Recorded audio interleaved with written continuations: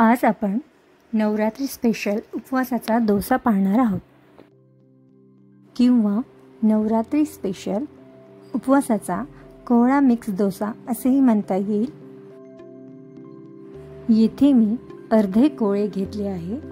कोवळा कापून त्याच्यावरची साल व आतील बिया काढून त्याचे छोटे छोटे तुकडे करून घेतले आहे।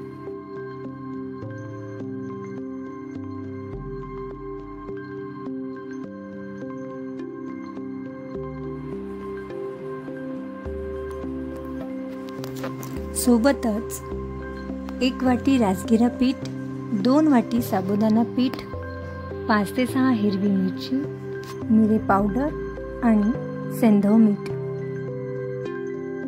अर्धा इंच आले। कापलेल्या कोवळ्यामध्ये अर्धी वाटी पाणी घालून कुकरमध्ये 2 शिट्ट्या करून घ्याव्या।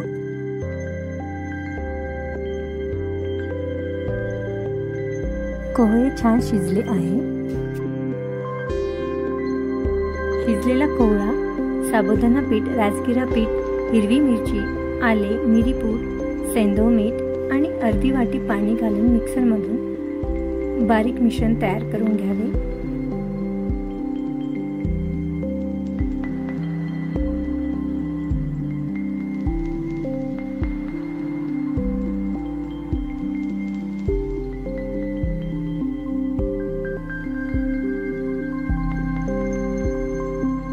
याप्रमाणे घट्टसर मिश्रण तयार होते।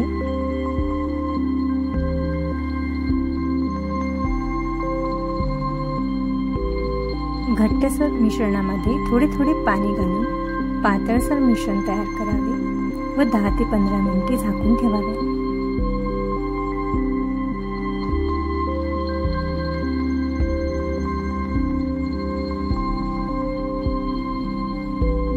मिश्रण घट्ट वाटल्यास थोडे पाणी घालावे। आता मंद आचेवर डोसा पॅन ठेवावे व तुपाने ग्रीसिंग करावे। गरम पॅनवर चम्मचच्या साहाय्याने मिश्रण घालावे व गोलाकार फिरवावे। 3 ते 4 मिनिटांनंतर क्रिस्पी डोसा तयार होतो। डोस्याला दोन्ही बाजूने परतवावे जेणेकरून क्रिस्पी डोसा तयार होईल।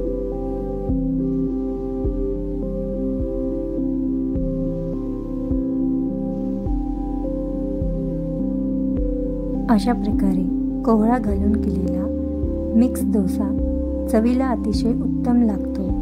दह्याबरोबर आपण हे खाऊ शकतो।